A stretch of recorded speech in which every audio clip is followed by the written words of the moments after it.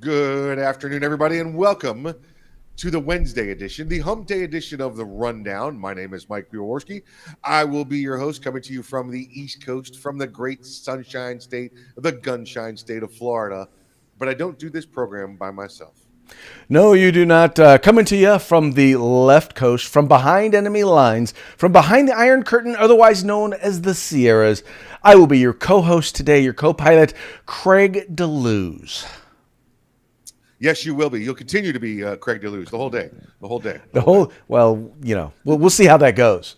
That's unless they show up with warrants. You're going to be Craig DeLuz today. Otherwise, you might be somebody else. So you never know. I mean, you're all this smack you're talking about California. You never know what they're going to do. See, I'm in Florida. I'm all right. You see, but you're in California. There, you keep talking that smack. They're going to come throw you in the ocean. That very well may be, but let's just say I'm not going without a fight. There you go. There you go. They can have my body, but it's going to be in a pile of hot brass. You know? Yeah, what's that saying? They can come take my guns. They can take it one round at a time. There you go. There you go. Don't grab that end. That end's hot. Don't grab that end. Oh, people. Yeah, we kid, we joke. Craig's a distance runner. He's going to outrun him. He's going to Oh outrun him. yeah. Oh yeah. No. It's unfortunately that seems to be one of the problems with totalitarianism is that it seems to move pretty darn slow. It's kind of like the frog in a pot Yeah, analogy. exactly. The problem is we're just about to start boiling. Yeah, right. It's there. It's there. You can feel the burn on your toes. We'll Yep, yep. see if people have woken up by this recall election. Oh boy. Listen. This is not your first recall election either. So, you. Yeah, we'll be talking. Well, anyway, we'll talk about it on a future show. But I'll just put it to you this way: the numbers are shifting, and they're not shifting in a direction that's good for Governor Gavin Newsom. Yeah, you know what? And again, we will talk about it later. But I think those numbers or polls are starting to change right now because everybody's realizing that this is real. There actually is an election coming up Yep. that they didn't know about. So they're actually getting people to go, "What? Really? Oh yeah. We know he's done. He's done. Yeah, we're getting rid of him." So craziness. How was things planned for your hump day today? Anything going on?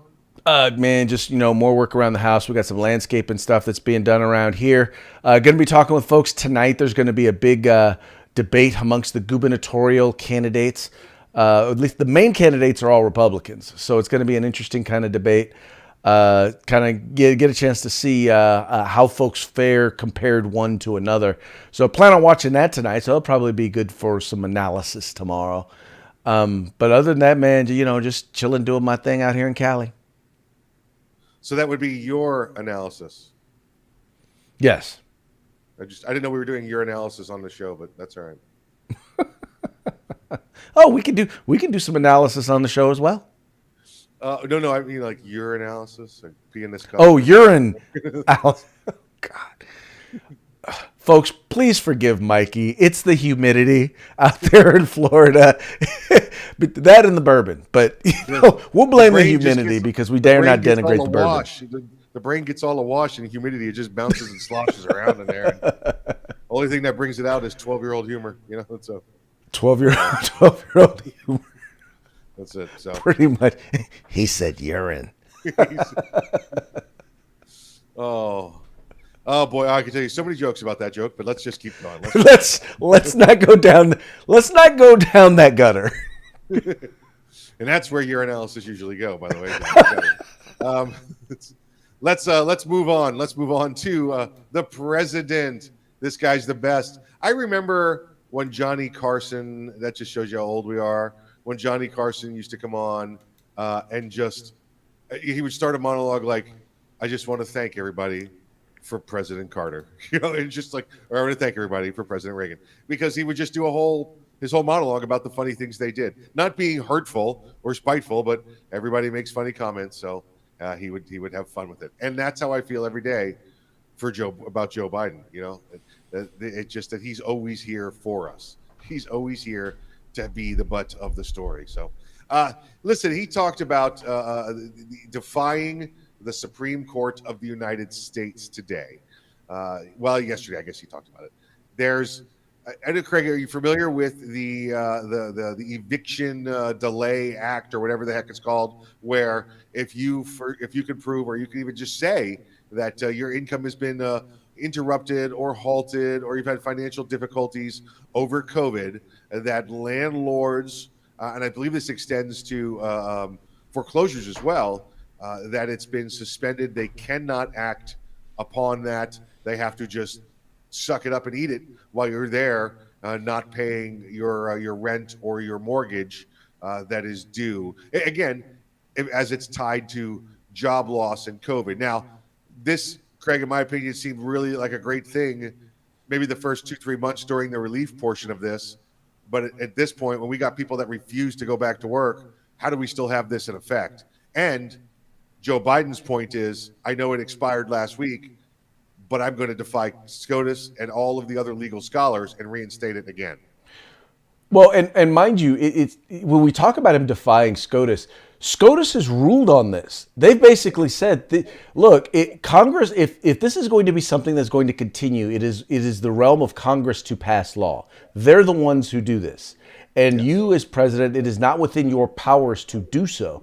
And President Biden has just flat out said, I'm going to do this again. Once again, thus defying an order of the Supreme Court. And one has to wonder, when you go defying the Supreme Court, violating the Constitution, dude, that's a violation of your oath of office. That's an impeachable offense.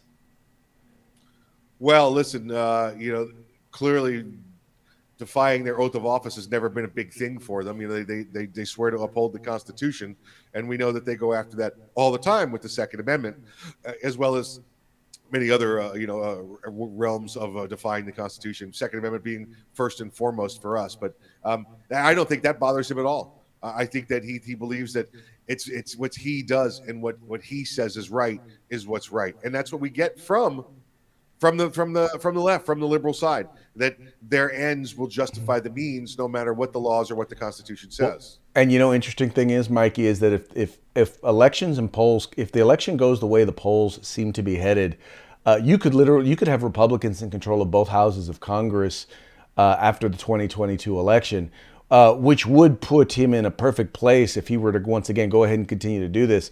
It'd be ample evidence for him to be impeached. I think we'd start calling that the insurrection of 2022, wouldn't we? Oh, well, that's what they would call it. That's exactly what they would call it, which would be interesting because, quite frankly, you'd still have to deal with Kamala Harris. Yeah, they would, but she would be neutered basically in voice. She'd get to sit there and say when the Senate's in session and when Senate's closed. Other than that, she'd have no real job once it's no longer a 50-50 split, except for whatever she's doing down on the border. We know she's been there working that job rather well. Right. Yeah. It took her a while to get down there. And she did. She made it all the way to the border of South Carolina, and now she's down there looking at the fireworks factory, or whatever she's doing.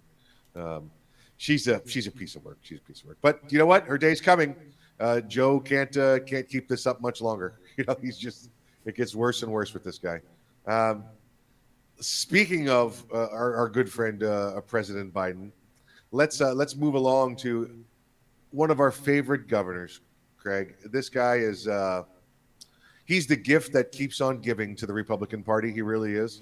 I'm so happy that his family is in politics. His brother Fredo there is an analyst on CNN. Wait. You mean Chris Cuomo? Yeah. What did I say?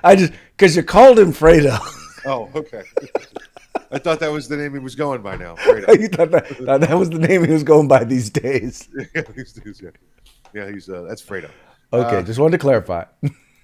So we know that Governor Cuomo, during the pandemic last year, and these are numbers, facts, proven, folks. You know them as well as I do. That when the COVID started to spike in the elderly care facilities, whether it was assisted living facility, the non-assisted living facilities, just retirement communities, he locked them down. He sent them home from the hospitals, put them back in those facilities, and watched those numbers spike. Watched old people die at an astonishing rate.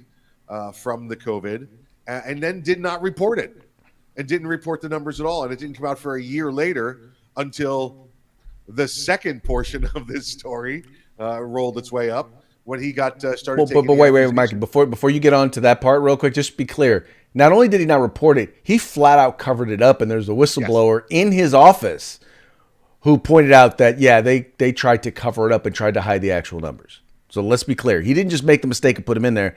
He then Yeah. turned around and tried to cover it up. Oh, absolute cover it up. And it came out, like you said, during the whistleblower when they were doing the sexual harassment portion of this. Like they didn't want to take this complaint seriously, so they said, well, by the way, let us show you the numbers and the correspondence that occurred when the governor said it never happened. Here you go. Here's more proof that it happened. And then this governor, all the calls for him to resign. From the Republican governors, from the state committee members, the Republicans there, and to the point where everybody was like, no, it's just the Republicans calling for his retirement. They want him gone. Well, more and more information just comes out. Now his peers are out there. The rest of the Democrats in the state, other Democrat governors, and President Biden, as of yesterday, who said he believes he should resign over these sexual harassment allegations. Although, Craig, I don't get this. The attorney general there finishes her report in the state of New York, and he looks at it and goes, look, I'm vindicated. I'm vindicated. Oh, yeah. No, there's nothing there that vindicates him. There were 179 interviews that were done. And turns out, once again, they found that the accusations made by these women are credible. And, especially in an era of Me Too, I don't know how this guy has not been impeached or is still in office under that whole thing. I think unless you're just going to declare if he's not out of office, then the whole Me Too era is pretty much going to be done. It's going to be, especially when you consider some of the folks who lost their jobs, their careers, their livelihoods because they asked someone out on a date or because they made an inappropriate. They told an inappropriate joke in earshot of somebody, and once again lost their jobs and lost their career. But all that having been said, dude killed people. His policies killed people. We know this. We have evidence of it. And we also know he tried to cover it up, and nobody asked him to resign over that. I mean, come on, man, dude, bro, that's pretty gangster. That reminds me of the whole Eddie Murphy routine where he's like, woman's like, I saw you with that girl, and you was with her. And he's like, wasn't me. Well, but I saw you. I looked you right in your face. Yep. Wasn't me. Well, maybe it wasn't you. This guy reminds me of, this is old school New York politics, Craig. All these people now that have this evidence in front of them, he's calling them and saying, do you remember the one time I did the favor for you? Now you must do a favor for me. There's video, there's Polaroids, there's something out there. This guy's that old school dirty kind of stuff that he's got things over people. And that's why they're just sitting there going, huh? What? What's going on? Doing a gangster. Hey, Mikey, doing it kind of like this. Look at this guy. Look at this guy. He's killing grannies and smacking fannies. And Vote that's for your governor. And he don't care. He is going to stay in office because guess what? He really doesn't give a darn what people think. And, I'll tell you this. So far, that tactic has worked out for him. Just not resigning. Just staying there. And it's worked for Dems. I mean, I still remember when there was a guy, a congressman out of Louisiana, forget what his name was, something Jefferson. Dude got caught with, $900,000 in a freezer in his house. Yeah. Never bothered. Not only did he not resign, when Congress started up session again, the Congressional Black Caucus gave him a standing ovation. So, well, there's a history of corrupt black politicians doing some crazy things, and then the constituents, putting them up on a statue on a pedestal for it. So I mean, we talked about Marion Barry earlier in the week. Come on, the guy's caught in the mayor's office with crack and a hooker, and they reelect him. You know? Look, crack and a crack hole. Okay, Yeah. look, come on, man. Yeah. In a hotel room, Yeah. and and got reelected mayor. Yep. Yep. Yep. Yeah, that guy had staying power. That guy. Yeah. Anyway, Yeah, so this guy, I mean, Cuomo needs to go. I don't know who can remove the governor. It's going to have to be the state that goes after him. But you've got like you said, you've got all those other Democrats in there that he controls. So it's not going to happen. This guy's just going to have his term expire before he leaves. How do you think Al Franken feels right now, by the way? oh, he's probably wondering why the heck he resigned. Although I think Al Franken was getting tired of the political thing. I think that was actually a good excuse for him to kind of leave the stage. One picture of that guy doing this to a woman. Look, I'm touching the breast. I'm touching Right. the breast. Well, you know what's funny? I really think this Al Franken realized, look, you know what? There only can be one joke on the stage at a time. Yeah. And he realized in Congress, everything is a freaking joke. Professional comedian. He's like, the joke here is too big for me. Nope. I can't joke at this level. This is crazy level. Let's see. All right. Let's speaking of jokes, let's move right along to the National Health Institute director, National Institute of Health director here, masking up at home. Craig, listen, I don't want to take all the good lines today. Do you want to take this one? Oh no, dude. I'll let you, dude. You're Okay. you're the lead today, man. Okay. I will. I'll do the color commentary. There we go. I get the play-by-play. There we go. There you go. All right. So what is this? I can't remember this clown's name. He's the director, the new director there at the National Institute of Health. He has advised. Now, what you should be doing is at home. You should be masking your kids up at home because they're under 12 and you're an adult, and adults have different spread rates than children do. So from now on, the children and adults and should all be masked inside their own home, regardless of vaccinations. A condition. You should be masked in your own home with your own children at all times. That's what this guy's saying, and it's like, what? What about the science, bro? What about this? What about the science you've been telling us to follow? And now all of a sudden, your advice is mask your children at home. Got it. That makes no sense whatsoever. Well, and that's exactly what Senator Rand Paul said. He pretty much said, how can smart people say such stupid things? He pointed out that, look, it goes against all of the science. Everything that you've been telling us, it goes against all of that. And Mikey, let us not forget, this is the NIH. This is the same group that funded the lab that this thing came from.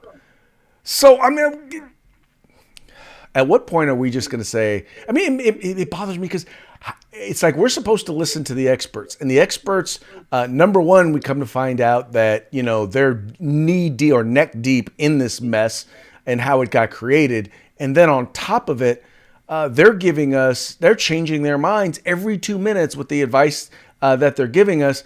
And on top of it, half the advice that they're giving us is just does not make any sense. You're right. He said, how can people who are so smart say such stupid things? There's no science to defend putting your kids in masks or parents wearing masks. No science whatsoever. And folks, remember, a board certified surgeon. Okay. Right. That's the Dr. Rand Paul there. Okay. Well, right. So, and once again, according to their numbers, once again, I know there are people out there who don't believe their numbers, but if you're going to argue them, it's always good when you can beat them with their numbers. According to their numbers, you have a better chance of being struck by lightning than being hospitalized or dying from COVID if you've been vaccinated as an adult. And the numbers are very similar if you are under the age of 18, with or without a vaccination. Yeah. So I'm wondering, why would you be wearing a mask at home?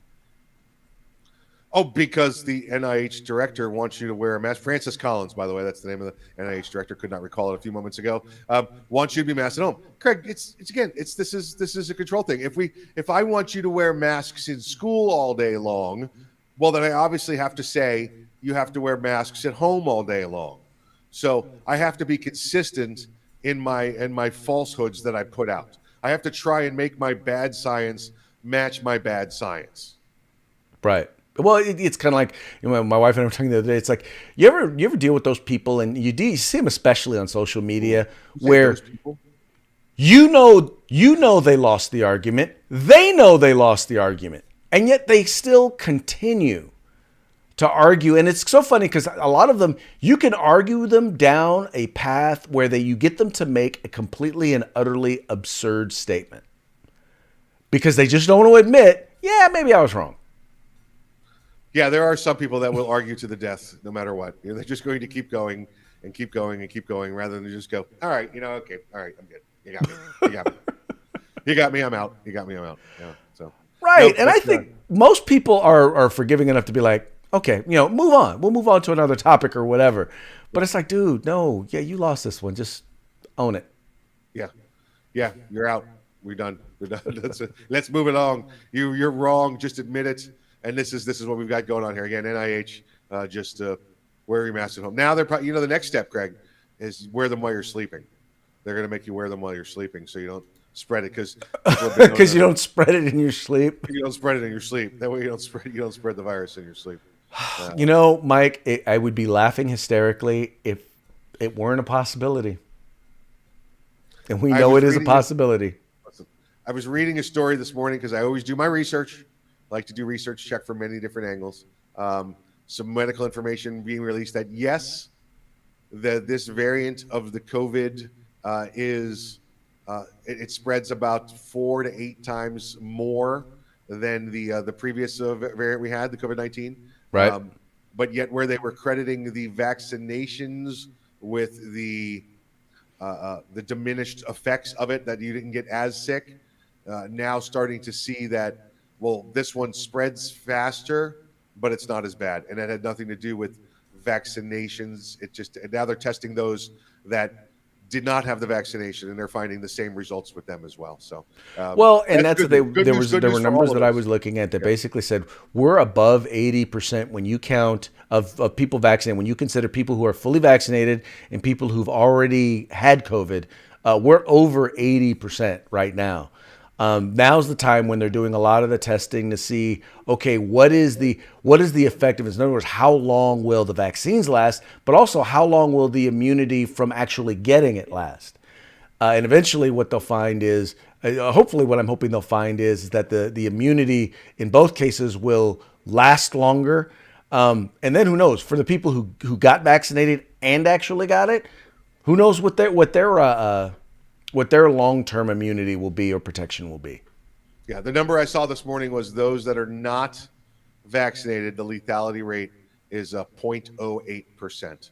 So that's we are getting more cases. It does spread faster, but it's much less lethal than the 0.08 if you're under a certain age, or just in general. In general, they didn't have the breakdown beyond that. I still have to get you more. I don't want to give you any more beyond what I have, Craig. It was 0.08 was the rounded number they had. Sounds fair enough for those exposed. So more to follow. You and I, listen, folks. Craig and I probably call each other 3 times a day and go, I found a number here. I found a study there. So because we look for this stuff. We tell you every day, source your own news, verify your own sources. So that's what we do. Yeah, so mask up at home. If you're at home right now by yourself, mask up. That's what Francis Collins wants you to do. Hey, let's talk about a decent governor. All right, shall we talk about a decent governor? Let's go out to Missouri, and talk about the McCloskeys. Everybody's familiar with the McCloskeys. These were the 2 individuals. I think it was Mark and Patricia, I think are their names. The McCloskeys. These are the ones about a year ago when riots started rolling out of St. Louis. Down towards their neighborhood. Well, I guess it had been reported that the mayor had at one point lived in their town. So the protesters, they weren't a violent mob. They didn't tear down community gates or anything trying to get into this neighborhood. They went down this neighborhood. They were threatening to come into people's houses and take them out. And the McCloskeys came outside and let them view their firearms and change the minds of certain people. Well, the St. Louis district attorney there charged them, and they ended up taking a plea for a couple of misdemeanors here recently. Well, The governor, Mark Parsons, just said yesterday, you know what? You're pardoned. You're done. You no longer have that holding over you. I don't know if that means they get their fine money back, but I think he was only fined like $2,200 if memory serves. And this guy's a big time personal injury lawyer in town. That's just a drop in a bucket for him. So they're done. They're clear. And he's made it clear that he will also be running for office out of Missouri. Yes, I believe he's running for. Is he running for Congress or running for Senate out there? Yeah, I don't remember which one. I think it was Senate, if I recall. Okay. Yeah. No, dude. I'm telling you, this is. The fact is that these folks were simply, defending their home, and once again, we can debate all day and talk all day about their firearms safety habits and how they were handling their firearms and yada yada yada, and how comical it was. Yes, it was definitely quite comical. But in the end, they were doing what any one of us would be doing, and that was they see an angry mob coming at them, and they made sure that they let them know that you try to destroy our property, you try to take our lives, you try to harm us, we're going to defend ourselves. And there is absolutely positively nothing wrong with that. And for that, you basically had the government basically pull the full weight of the government against people who are simply trying to exercise their God-given right to self-defense and their constitutional right to keep and bear arms. And the governor there of Missouri basically said, yeah, no, we're not going to let you guys do that. Yeah, if you recall, I think the best part I saw about this was when he took his fine, he took his misdemeanor plea for improper display of a weapon or something like that. It was $2,000 fine, $2,200 fine. He had to surrender his weapon. He was like, okay, and that happened on a Friday. He paid it. He paid his fine, and then Saturday there's pictures of him down at the gun store buying a new one. He's like, check it out, I got a new one, because there was no restrictions on him at the time. Nope. But agreed with you, Craig. Malicious prosecution. This the state attorney there, district attorney. She came to power after Ferguson, and her whole platform was defund the police. We hate Whitey. Right. So that's. But by the way, and a side note on that, and then once again, those of you in freedom-loving states don't have to worry about this as much, but it's still something you should worry about. If you're ever dealing with a crime, in particular, if you're dealing with firearms violations. Be very, very careful if you decide to accept a plea. Make sure that the plea you're taking, even just because it's a misdemeanor, doesn't mean that it's not prohibiting. Correct. Especially if you're in places like California, there are a number of firearms violations laws that even as misdemeanors or domestic violence or anything along those lines. Because some people will accept a misdemeanor domestic violence plea because they just don't want to go to court. Even if they believe even if they didn't do anything, they'll accept a plea.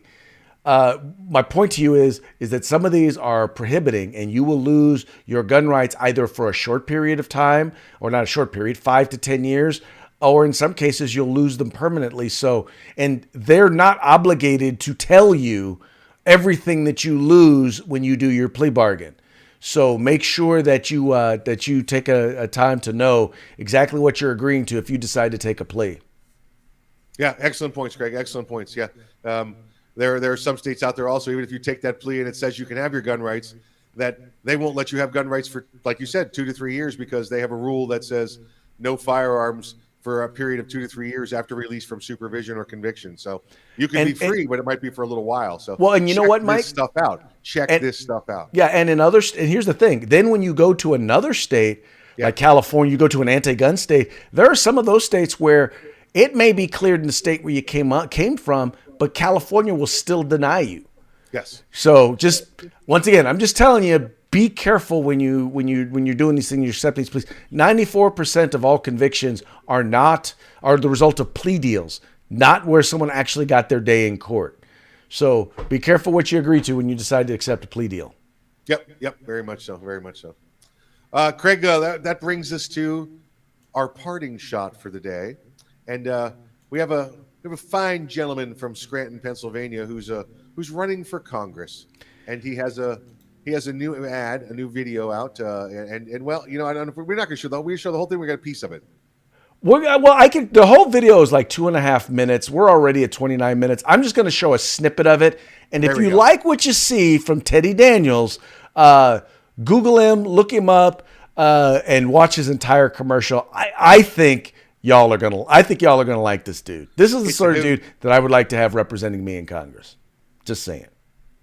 Time to bring out the big guns. And the big guns are the millions of men and women in this country who feel as though their voices aren't being heard. I'll be your voice. I did my part. I served our country in the U.S. Army. I survived gunfights with Taliban terrorists in Afghanistan, and they gave me a Purple Heart. If I was willing to risk my life for freedom when I was deployed overseas, you know I will take the fight to the enemies of this nation in the halls of Congress. How can you not love the like movie trailer campaign commercial? Listen, folks, go watch this whole thing. This starts out with old Teddy there sitting down, wearing a button-up shirt with a sweater tied around his neck.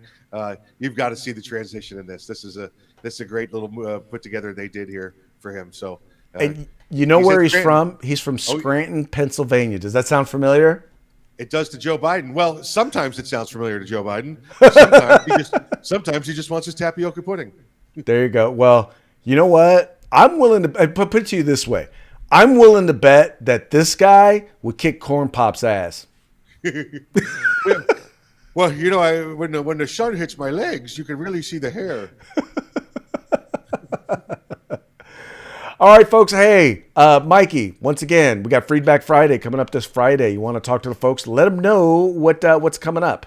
Freedback Friday, we've got from our good friends at Gorilla Machining and Grid Defense, we have a 9-inch, I believe it's 9-inch, might be 10-inch, I don't know, rail it's a free float rail for your AR, for your America's rifle.